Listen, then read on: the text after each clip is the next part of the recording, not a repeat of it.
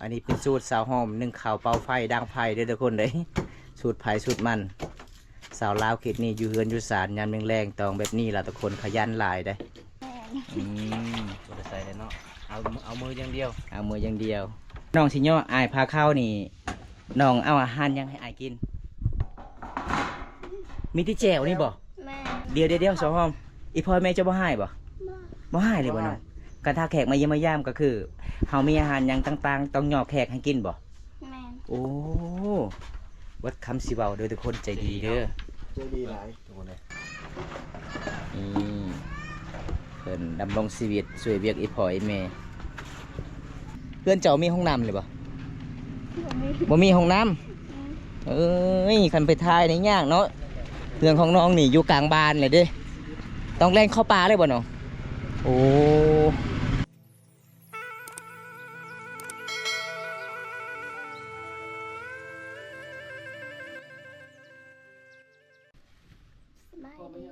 โดนแล้วบ่ได้เห็นหน้ากันเป็นจะใดสิเอาพัวเลยบ่คือสิเงาอ๋อบ่สบายบ่น้องตอนนี้เนี่ยเจ้าเช่นอย่างตอนนี้นึ่งข้าวดังไพ่อ๋อดังไพ่แล้วก็คือไปอาบน้ำเลยพ่อแม่จะไปใส่ตอนนี้ก็บ่เห็นอยู่เฮือนอ๋อเอาอันนี้เป็นสูตรสาวหอมนึ่งข้าวเป่าไฟดังไพ่เด้อทุกคนเลยสูตรไผ่สูตรมันสาวลาวเขตนี้อยู่เฮือนอยู่ศาลยามแรงๆตองแบบนี้ล่ะทุกคนขยันหลายได้สาวหอมจะกินยังไอมาวันนี้เจ้าคืองามแท้ฮะกินข้าวบ่ไฟพันคืนนี้จะกินมักกะบก งามจนกินข้าวสาวลาวจนกินหน่อไม้เขตนี้เลยทุกคนอันนี้มันพื้นยังบ่งบ่สาวหอม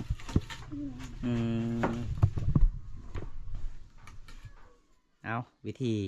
ดังไฟเจ้าแบบใดขั้นตอนโอ้ข้าวไผ่เจ้านี่คักขนาดเลยเนาะซื้อมาเท่าไรข้าวไผ่นี่นะ5,000 กีบเสาเลยบอกใครมาซื้อบัตรเติมเงินบ่ได้ขายแล้วมาบ่มีมาเลยเนาะเบิดเลยเนาะเจ้าขายตลอดเด้ สาวหอมสิดังไฟเด้อทุกคนเด้อที่ดังไฟสาวหอมนี่ติดไว้ขนาดบ่มีไม้อ้อยไฟก็ได้เนาะจะเฮ็ดเอาเนาะ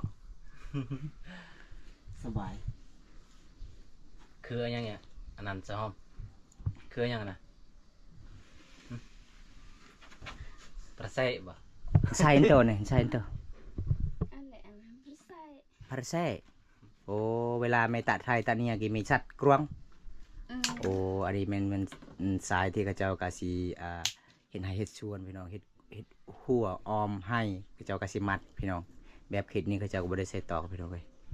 ใส่เครือนี่เนาะแม่สาวหอมมื้อนี้จะบ่มีอาหารบ่เฮือนเจ้าบ่ฮะจะบ่มีอาหารกินอีหยังจะแหน่อยู่เทิงนะเบิ่งทุกคนสายตารองปอน้องซินป่าวะนะน้องสิปิดปังบ่ได้เด้อทุกคนเด้อซินป่าวะนะ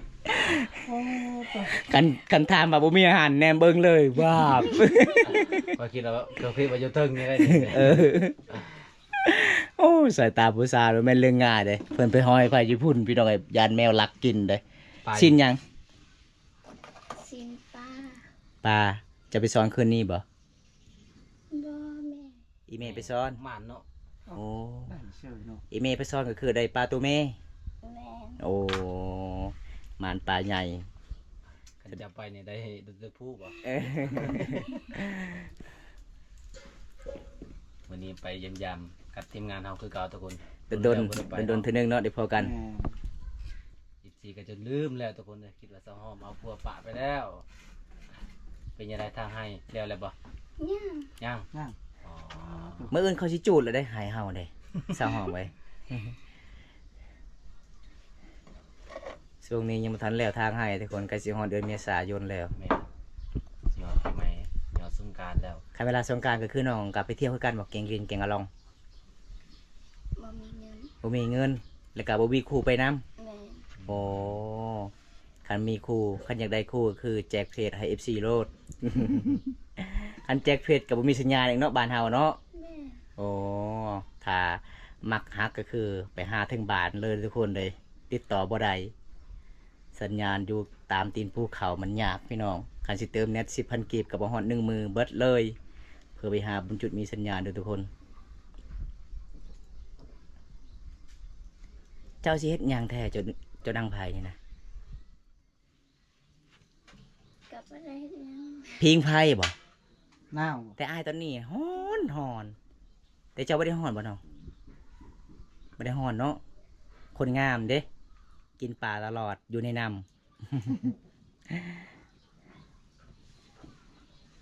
สินึ่งข้าวหรือว่าสิปิ้งปลา ไอ้หยังนี่ชาวเฮาอันนี้ก็อาหารบ่ ทานยัง อาหารหยังนี่นะเป็นหมากนี่นะ เต้าอ่ะ บัว บัว ภาษาลาวได้ไปว่าจังได๋ภาษาลาวบัวนะ บ่ บ่ฮู้คือกัน โอ้เอา อย่าดองเหล้า อย่าดองเหล้าบ่ แม่นบ่ เหล้าบ้านเฮาเองเหล้า จะดองเล่ามาคนเบิ่งคอมเมนต์มาได้ดูสิทุกคน เดี๋ยวนี้บ่แม่นปุ้ยเหล้าบ่ ปุ้ยเหล้าเลย คันแบบนี้นะเขาว่าคันเฮาไปเฮ็ดเหล้านี่แซ่บเลย แซ่บเด้แม่น มันกิน เอา เฮ็ดเองเลย เจ้าหาหยังอีกน้อง เจาะเนี่ยดอย เจาะเงียดอยโอ้ยระวังเลยทุกคนเพิ่นว่าเจาะเงียดอยเพิ่นว่าเอาเชือกมามัด คันสิแปลภาษามังกรเจาะเงียดอยเพิ่นว่าคอยสิย่อผ้าขาวให้อายกินอายมาเยี่ยมมายามโอ้ใจดีหลายเลยทุกคน 11โล สาวลาวเขตนี่เด้อทุกคน ตามรู้สึกเป็นโล อย่า11โลวันน่าจ้า แล้วล่ะบ่จะไปตักน้ำบ่สาวฮ้อมยังบ่ทันได้ตัก ไปตั้งน้ โอ้ น้องก็สิได้ลาวกระโปรง ขยันหลายน้องสาวฮ้อมคนนี้เด้อทุกคนวิธีล้าง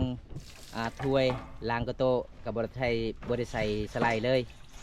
อ๋อมีแต่ใส่ใจอย่างเดียวเนาะมันก็สะอาดอยู่เด้ แม่น อืม บ่ได้ใส่เลยเนาะเอามืออย่างเดียว เอามืออย่างเดียว แนวทูอันนั้นดิเล็กนั่นดิ บ่มีเนาะ นี่บ่ แสดงว่ามือของน้องถนัดเลยเด้ จับหยังถนัดแล้ว อ้าว แล้วเนาะ สะอาดแล้ว นี่แหละทุกคนสาวลาวบ้านสะวึเมืองนองแขวงสะนาเขตอายุ17 ปี ปีหนา18 ปีเพิ่นว่าอยากมีคู่ครองคือกันได้ใกล้สิฮอดสงกรานต์ลาวบ้านเฮา อยากไปคือกันไปเที่ยวเก่งลีน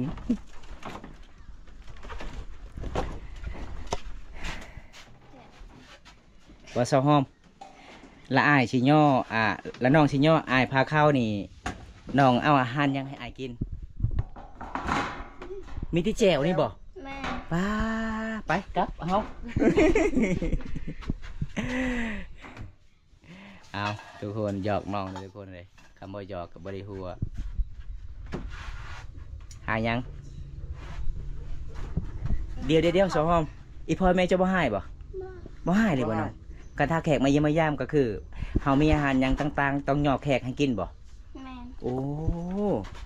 วัดคำสิเว้าเด้อทุกคนใจดีเด้อ ำเจอดีหลาย ทุกคนเลยน้องเอาปลาจัดปลามาได้ใส่ก็บ่ฮู้น้องว่าอีแม่มาให้หรือว่าแม่ไปหา คันปลานี่น่าจะฮอดซ้ำเสาเฮือนได้ แม่นบ่ เบิ่งศีลตอนใหญ่ๆเลย เจียวครับบุมีอาหารกินน้องก็ยอกเจียวให้กินเลยแต่ตอนนี้โอ้มานทีมงานเฮาโชคดีได้กินปลาปะนี่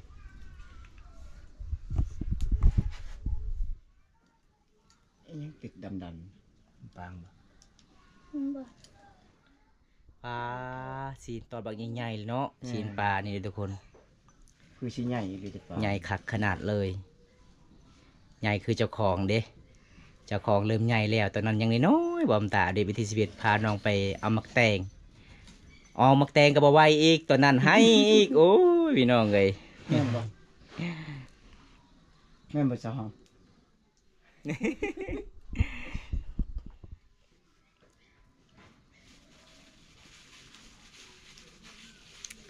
ปลากัดหอนหลายเลยสาวหอมเพราะว่าสาวหอมนี่อยู่กับตะไคร้มันหอมหลายเด้ก็เลยบ่ได้หอนมีแต่หอมอย่างเดียว แม่นบ่สาวหอม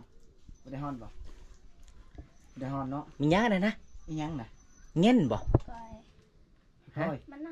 มันใน มาได้ มันในไปว่าหยังเบิ่งน้องเบิ่งอาหารหยังอันนี้นะยับไกลๆเบิ่งดูโอ้มักขนุนทุกคนเลย ขนุน จะต้มกินบ่ แม่น อ๋อแล้วก็ตำเจียวก็คือจำกินไปเลยโอ้บ่ได้แกงเนาะ อืม บางคันมีกระดูกน้องก็สิแกงใส่กระดูกทุกคนน้องก็บ่มีกระดูกน้องก็เลยต้มกินแบบนี้ อาหารบ้านเฮาในเขตชนบทกินแบบง่ายๆอยู่ง่ายบ่ได้กินแบบอยู่ในเมืองในเมืองเลยทุกคนเลย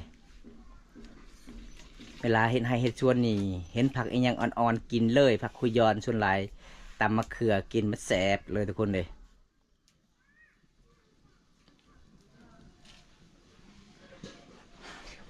บ่แม่นปลาเจ้าสุกเลยบ่น้อง ตามที่ยกเลยจากอีก สุกเลยเนาะไปยังไงไอมาหอบนี่มีคนจองเลยบ่บ่มีคือเก่าเลย แม่น อ๋อแสดงว่าเจ้านี่บ่ได้ไปนอนอยู่เฮือนเขาบ่อ๋อจะนอนผู้เดียวอยู่เฮือนเป็นหยังคือบ่อยากไปนอนอยู่เฮือนหมู่ครูอีพ่อแม่ให้หรือว่าจังได บ่พ่อแม่ก็บ่ได้ให้ไปกัน อ๋อบ่อยากเนาะทุกข์คือเฮือนเฮา แม่น อ๋ออันนี้เป็นลูกสาวลาเด้อทุกคนอีพ่อเพิ่นว่าถ้าพอได้มักก็ตามใจลูกเลยขาดอง ตามใจลูกสาวเพิ่นเว้าเด้อทุกคนเด้น้องคนนี้ก็น่าฮักตอนนั้นก็คือน้องก็ดำรงชีวิตอาบน้ำตักน้ำนึ่งข้าวเป่าไฟตามข้าวโอ้ยพี่น้องสาวลาวเขตหมู่บ้านสวุทนี่หลายๆคนก็น่าฮักหลายได้ใจดีมาเยี่ยมมายามตอนใดน้องก็ยอมพอข้าวให้กินสาวลาวทุกคนบ้านเฮานี่ใจดีหลายเด้อทุกคน เจ้าก็บ่เคยไปเฮ็ดงานเนาะเจ้าเนาะ บ่เคย โอ้มีแต่อยู่เฮือนเฮ็ดให้ช่วยเวียกไอ้พ่อไอ้แม่ยามเขาเจ้าซื้อหน่อไม้ก็คือไปหาหน่อไม้มาขายอ๋อพอดีแล้วน้องคันน้องก็สิยอมพาเขาบ่ได้แล้วซั่นนี้เพราะว่าอายกินแล้ว ก็คืออันนี้ประเพณีบ้านเฮาเลยทุกคน บางคนบ่เข้าใจว่าถ้ามาบ้านเฮานี่เป็นหยังสาวลาวคือย่อผ้าขาวเฮาว่าบ่อยากกินต้องย่อผ้าขาวมันเป็นตามประเพณีบ้านเฮาเป็นความเชื่อทุกคนเวลาเฮาการเดินทางไปมาก็บ่ให้เจ็บบ่ให้ไข้พี่น้อง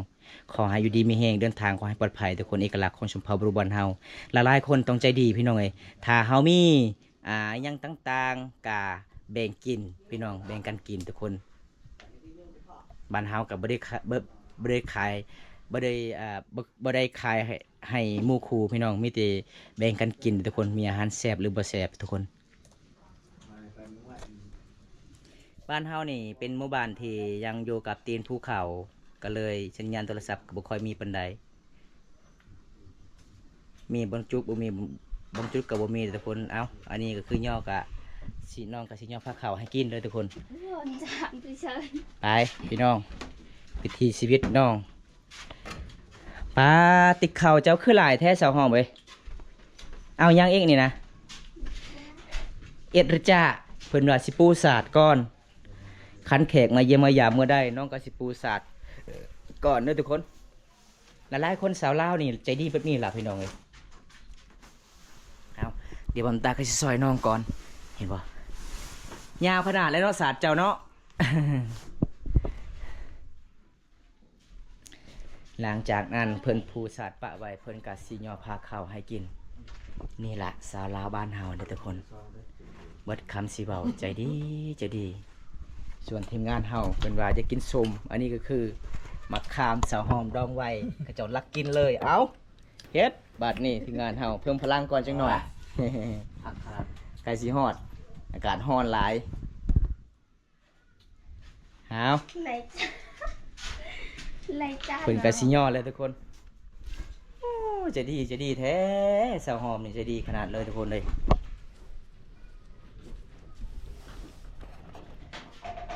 อันเย็ดนั้น เอา เบิ่นอย่าป้าเดินก็เต้า สาวหอมมีหยังใจว่าก็เตา เดิ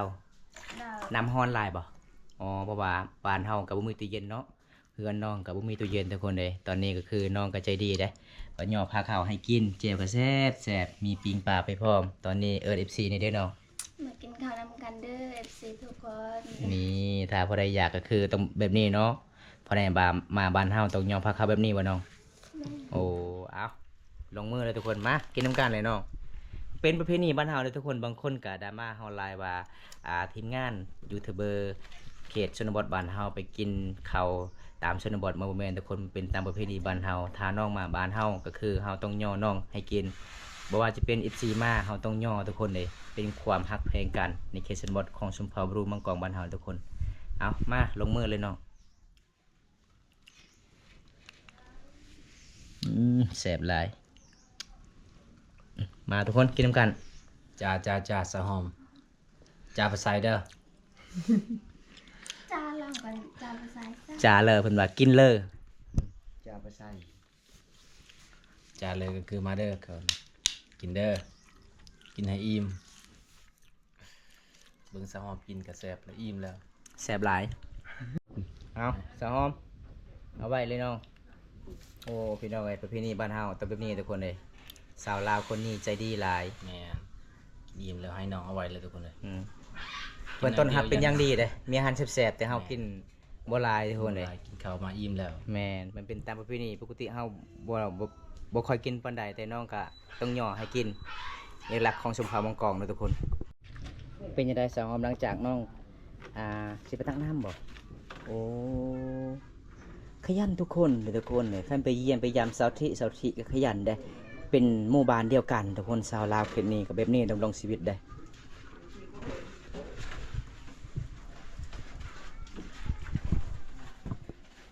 สาวหอมเป็นยังเฮือนเจ้าคือบ่ได้ไปตักหมักน้ำเต้านี่นะมังเต้าเจ้าลายเลยได้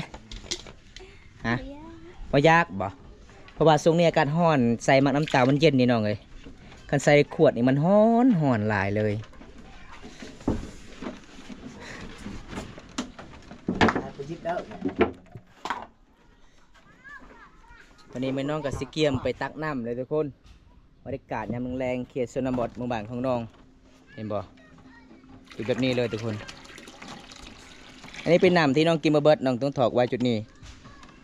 มือหนึ่งสองเทื่อน้องไปตักสาวลาวเขตนี้ต้องแบบนี้ต้องลงชีวิต ประมาณ10 โลนั่นแหละ โอ้ประมาณ20 ปลายกว่าโลเลยทุกคนเลยนี่เพิ่นดำรงชีวิตช่วยเวียกอีพ่ออีแม่เอาคอยแล้วคิดว่าเกือบสะหอมเกือบกระดาวนั่นบ่แม่นเนาะ น้ำยังนี่นะน้ำที่น้องล้างมือก็คือน้องก็ต้องใส่ขวดน้ คือก็จะจิโฮดใส่กรงใหม่บ่ได้โฮดใช่ ำโคตรลักนี่ให้มันเป็นดอก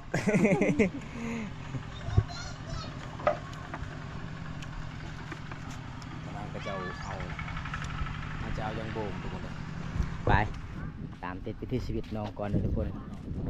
ยามแรกๆสาวลาวนี่น้องชีวิต จ้าน้ำยาเลย เพื่อนเจ้ามีห้องน้ำเลยบ่ ผมไม่ บ่มีห้องน้ำเอ้ยคันไปทายในยากเนาะเรื่องของน้องนี่อยู่กลางบ้านเลยเด้ต้องแล่นเข้าป่าเลยบ่น้องโอ้ลองมาจิ